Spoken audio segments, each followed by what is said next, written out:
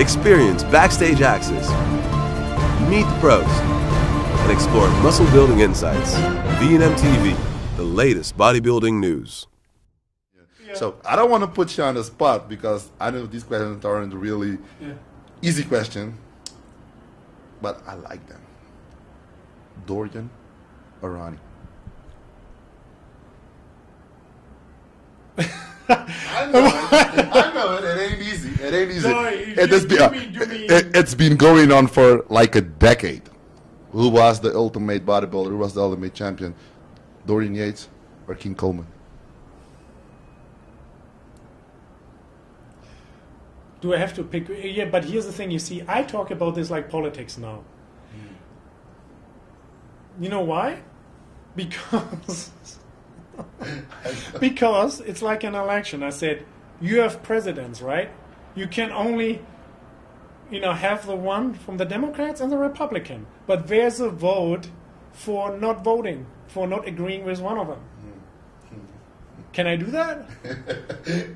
You can do whatever you like, man. Because I know it ain't easy. There should be a vote for that night. Look, just go with the facts. Obviously, Ronnie has more titles.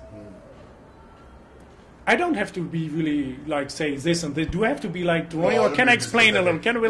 Last night, I just want to talk a little more. Last night I gave Ronnie the same question, and we came. Obviously, he said Ronnie. No, he was really political correct, but he said at the end that Dorian had 6 and he had 8. So do the math. Yeah. So. Yeah. He kept it honest. Yeah. It's like It's the same thing what you're saying. But here's another honesty from my point. Ronnie is 8, Dorian is 6. I'm going as far back as Lee Haney. I got inspired in the time when Lee Haney was on top. I just loved the physiques. And if you still go to this day in Gold's Gym Venice and you look at the pictures, just look at Haney's double bicep and the way how athletic and heroic he looked. I mean, to me, oh man, dude, in my opinion, it was perfection. But that is not all. Because I just had to do a story. It comes out in Germany, and I started looking back, and I was very plain and honest with a lot of the things where I could have been political, but I just said it out of my mouth how I think and how it is. And if I look at Lee Haney, 8-time Mr. Olympia, having a family, no knowing kids and all the stuff, having a family all the time, and then competing every year for the big title, and having a family around you, taking care of that too. In my opinion, actually, Lee Haney is greater than both of them. I'm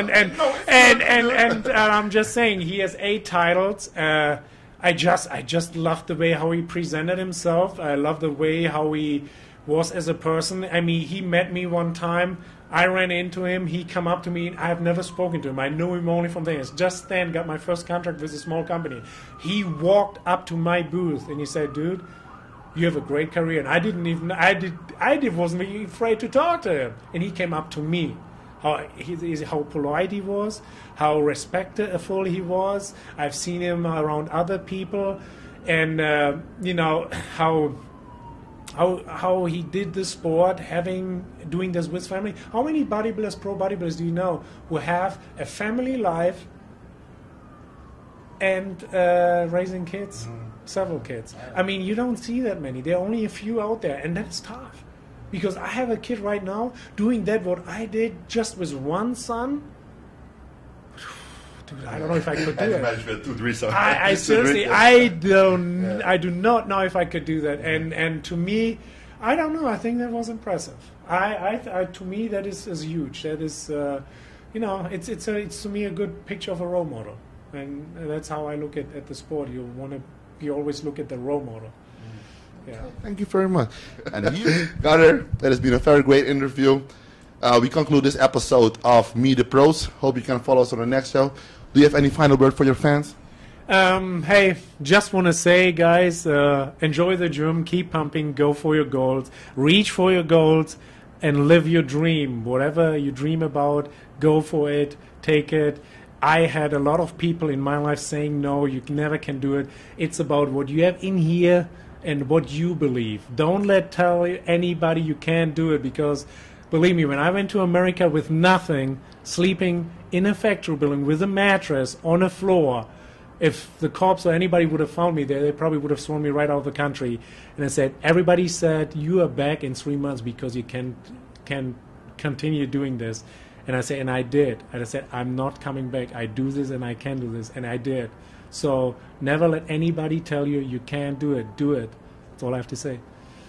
So, folks, for Gunter Schlierkamp, VNM-tv, bye-bye. Cool. Inform you for one day.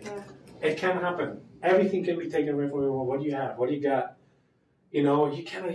Nobody wants to see your attitude, dude. It's like, you know, you want the people who cheer for you then to come up the ranks. And I also say, always remember the people when you go up the ladder, because if you come the ladder down, you will pass them again. Have you seen the press conference yesterday? I just came in today, actually. Because the energy there was really different. Like, everybody was talking trash about each other. Really? Really. And it was, the speakers motivated us. But it was awesome. For fans, they like that was the thing of the day. Cool, yeah. We talk about bodybuilders nowadays, you know. But you know what? The lack of personality. Yeah, but you know what? That's what I said too. Is a problem. We look at in the past. There was a lot of trash talk. You know, I mean, like it delayed sometimes and so. But actually, funny thing is, on all of these Grand Prix, I went to a couple of them. Actually, the atmosphere backstage between the athletes at the Grand Prix after the Olympia was actually pretty cool. I don't know how is it today, but then actually sometimes was cool because everybody was more relaxed. But before the Olympia is weird though, in the Arnold's, where all the pre-runs are people on top. You know, it's funny. It's cool though. It's a good sport, man. Let's go. Do you have everything on you? Yeah, I have it. Okay. I'm coming to America, dealing with things I did. How you can lose it sometimes, I'll tell you that, man. I went through a lot of things. And after a while, you have to kind of always cover your butt and always cover your grounds, you know, because you never know what all of a sudden comes back to you. I know. In the beginning, it's kind of hard because you get photo shoots and you're so excited. I was the same way. And then you forget about certain things and you make, you know, vocal agreements. Guess what happened to me? I agreed to do a shoot for an ad campaign. They took one of my side as a bodybuilder where I was like in good shape, big and, you know, buff, muscular, and they totally decreased my other side. So on my other side, I looked like almost like a 4 or 5 year old boy, like skinny arms and like rib cage. I mean, like really, and it looks just almost looks not disgusting, but weird. I was weirded out by that. But it was for one thing. All of a sudden, I go in a car wash. I look at the postcards and stuff. Go look again. This picture ends up as a postcard, as a birthday card, and it says, "Hey, when you jerk off, you should switch arms." What? Because one arm was this. Yeah, I remember seeing that. I remember seeing that. And it's like, yeah, it is weird. And you see, I'm not happy about that either. But you know, you can't find anything about it because I tried to track that, and I couldn't. The company somehow there's nothing about the company on it. It's weird. I don't even know where it comes from. But it's a little strange. You have to be so careful. I know. Or just switch really arms. Disturbing. Yeah, switch arms. I know it's bad. You know, you should switch arms.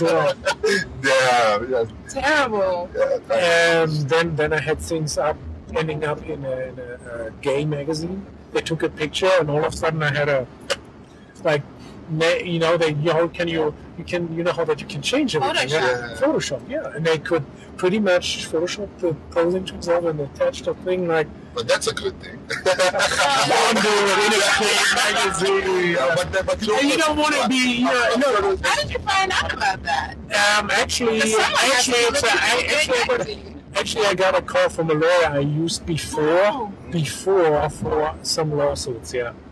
And then there was another thing, and I didn't really know it. I just came fresh on board.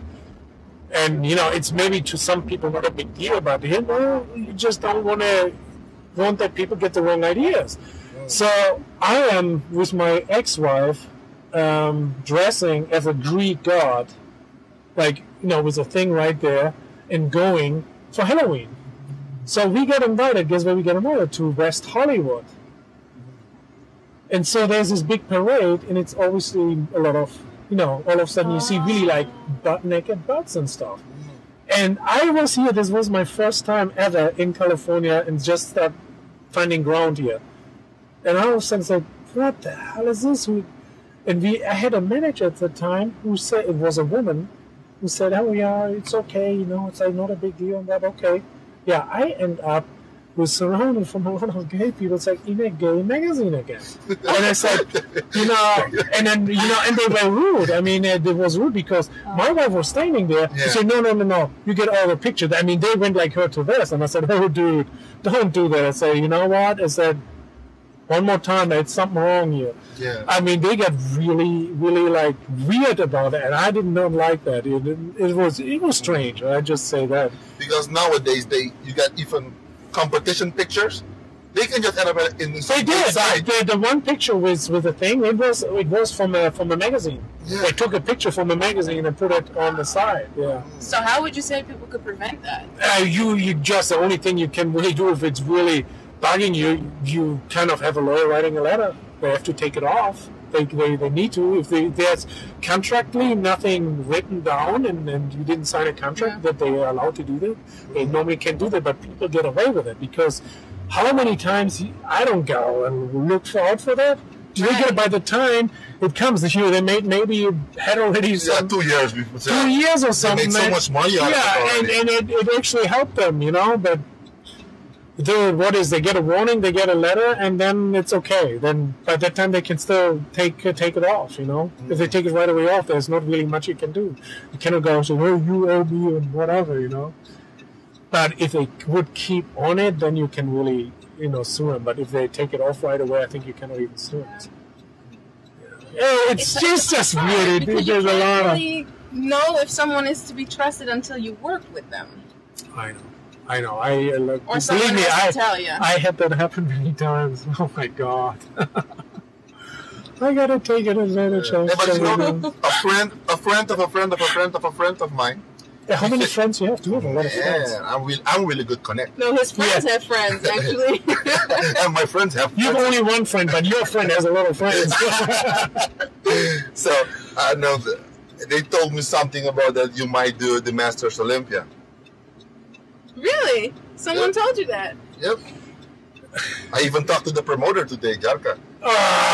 She already has Dennis James and a lot of people coming. That is true. With the press conference, a lot of people came out saying they would do it. Yeah, but you know what? Jarka was saying that for 3 years now and used my name to everybody that I compete there. But I never said I would. Okay. Just to be clear, Jarka didn't say that Gunter is competing. I just had an interview with Jarka about the Masters Olympia. No. A friend of me told me that. No. Gunter might be doing the show. She didn't, you see, she didn't tell you that, but I know for a fact because I was at a guest appearance in Russia, at Ekaterinburg with Sean Ray and Dorian Yates. It was a year and a half. No, wait a minute. 2 years almost ago. 2 years in October 2 years ago. So this is October 2 years ago. And then she was already talking. And they told me, and I asked her, and I said, hey, Dorian, Jarka, right? Yeah. She contacts me all the time and says, you're competing and showing you too at the Masters Olympia. No. Who told you that? And she said, no, I'm going to a seminar maybe, but I'm not competing. She told me you compete. She uses everybody's name, and then somebody told me that he heard I was competing there, and I said, I never said that. You don't even know. So anyway, but it's just to create the room, and everybody's talking and said, hey, maybe I'll do it. Because that's what for people think that the first time when they hear that, oh, maybe I should do it. Yeah, there might be feel the pressure. But what do you think that they are trying to bring back the Masters Olympia. How do you feel about it? And, I think it's a good thing. There are a lot of people, in their ages now. About 40 that... who are looking still good. And, probably not on the level at some of the pros here, but, they still look really phenomenal. Dexter is over 40. You got Etnan, you got Tony Freeman. You got a lot of really good guys who are still very competitive that are actually masters. Yeah, but in the beginning I thought it was about a comeback people do who were gone for a long time. Yeah, now it is actually about masters who are masters but still compete to this day in the Mr. Olympia. Yeah. Well, it's not fair either because last year there were a lot of people like last year Gary Stridham wanted to enter. I heard, and Gary Stridham didn't do it because obviously he was away for a long time and said, hey, if everybody still competes who's competing today, it was just over 40. It's like, that doesn't make sense. I will never place in front of him. But did you see Gary Stridham, man? I saw one-time pictures when, like, just a year and a half or 2 years ago. He looks amazing. He was amazing. And he was shredded, he was big, he was like, whoa. He looked like he was competing right there. Quality bodybuilder, But it's something really true that I feel like most bodybuilders, they eventually start to train because they have an injury or they were doing one sport and had to train for that sport to get better and they switch all the way to bodybuilding. In my case, I wanted to be like Goku in Dragon Ball.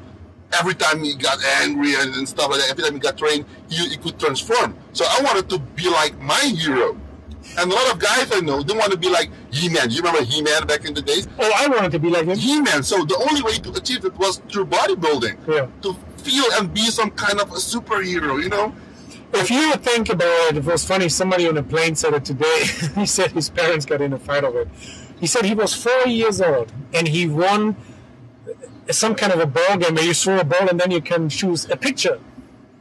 I don't know that game. No, it was like, he's not old. He's I think, he's still in his end-20s, I think. So he was 4 years old. That's probably 20 years back or whatever, maybe 25. But he chose a picture of a bodybuilder. And he was 4 years old.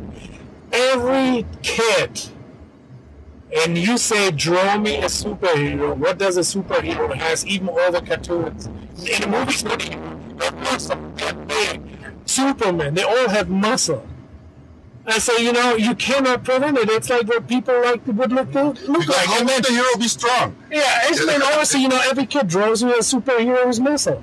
So you cannot avoid that. You cannot say, bodybuilding says, no, that's the truth. People like that. That's, with age, when they see really how hard it really is and how much work it is, then they kind of and not everybody can do bodybuilding. It's really not that much of people who can do bodybuilding. And you know what? That's why it's a small population, though. But, or there are not really many people who can be like a really good boxer either. But, What do you think about the women's division? Because the guys want to look like the bodybuilders, but what about the women? I wasn't attracted to it, to be honest. I don't like women's bodybuilding. It's like in muscle, it's masculine. It's not feminine. What about the figure? The figure always grew, boobs and butt is and now they had a bikini. So. Oh, yeah, boobs and butt. And what about the bikini, the newest division? Bikini, yeah, I mean, it's nice to look at, I guess. It sells tickets. It sells tickets. It's nice to look at. You know how many people men go to strip club? It's like you have bikini girls all that long, so it's nice to look at. The women's bodybuilding. You see, to me, I did had a lot of respect of fitness women when they did the routines. Right. Because, dude, that is a lot of strength. Yeah. And you diet, and then you do all the moves for 1 minute, dancing around, hopping around, holding yourself, pushing yourself up, doing flip-flops and all that stuff. Are you kidding me? I was happy when I was after diet and they could stay on stage and just do one flex, man. I mean, that was tough. And seeing girls now today, if you get a chick who is young and in good shape and dances, she can go and do the figure class. In my opinion, it doesn't have the connection really with weights that much, in my opinion. I don't know how they judge it. That's what I'm saying, It's like, to me, it seems like they don't do that much of a diet, like really dying in and get shredded or stuff. That is actually hard. That is the hardest part about bodybuilding, getting that tight and getting the muscle out, the striations, for girls, that's not attractive, you know. You can just look at the figure there, you know. But then you have the figure girls, now they're the bikini girl.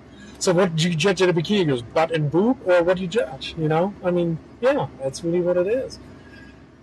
You know? I don't know. It's It is hard. I guess they try to move it towards something that women do want to look like. So maybe that's why they kept changing it. And yeah, but then again, you know, don't you have the figure girls already for that? But I guess a lot of girls really don't want to look like that. So. I just think, and you know, you look how the figure girls when they started out, they used to be all smoother, and the fitness girls were harder. Now all of a sudden, the figure girls look like the fitness girls, and the fitness girls used to look like the bodybuilding women, like Corey Anderson. That was attractive. I said, wow, that women look good. All of a sudden, they become more and more. Where does it end? You see, again, there was a step too far. It was just too far. It was pushed too far. But that even happens also with men bodybuilding. When you compare it, the men, they get bigger, and then they have to have striated glutes. And meanwhile, in the Arnold's era, you didn't have to have striated glutes. No. So with every sport, even it's male or female, it gets pushed and pushed. Yeah, up to the limit, you know, to the max, to like really get all of it, you know. I just hope, you know, that people are smart and stuff, because I just see a lot of guys, man, when, you know, your frame is only that big. And the thing is, you can fill your frame out. And there's a time where the muscle, you cannot let your muscle constantly grow and grow, because it cannot happen, because then we will look like a Hulk.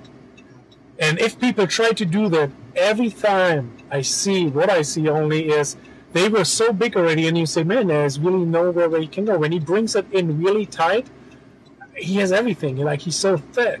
And they come, I'll be bigger next year. For what, you want to be bigger? Yeah. And then they come in, they're not really bigger. It's just they're thicker here. Yeah. You know what I mean? They're just thicker in their waist, and they're not bigger. They think, I'm 5 pounds heavier. You're not in your muscle, in your waist. Yeah. And you can see that on stage. And then, you know, it's like, and I see some guys, when they go back to a little tighter look, it always comes in better. It always looks better, you know? It's like the lighter weight, they look more conditioned. Yeah. But nowadays, it's all about the weight. Everybody wants to say they're 260 pounds. Yeah. But you know what? Here's the thing: if you have somebody, you know, if you're 6'2", it's okay. But if you're 5'8", it's just too much, man. Your frame doesn't carry that well. You know, you look like a square. You know, it does. Square bodybuilders. Today we were at the expo, and they're actually doing the female bodybuilding at the expo. You should do it. What? You want to do female bodybuilding? Hell no. That's why she has all the. I saw the idea. I saw I see some interest there. Maybe you want to do it. I think you have good genetics. You might want to do it. You already way too much muscle, so you might. She does have good genetics. That's a fact. Yeah. So what do you what do I? Countryman. Like what race? What race? Yeah. Are you like Puerto Rican, Cuban? No, my mom is Dutch. Okay. And my father, his Jamaica? parents are both from the islands. Okay. Yeah, that's what I kind of So mean. different islands, but yeah. Cool. And I'm Chinese. You're half Chinese. Half Chinese, right? You see the eyes? It's all in the eyes. I'm actually, my dad is Chinese, and my mom is black. So I'm a Blackanese. You know? Blackanese. Heard of a Blackanese? Oh man. That's actually a line I stole from a movie. The real fans know what I'm talking about. It's a line I stole from the movie. You stole a lot of stuff from the movies. Because I'm probably the biggest movie fan on the planet.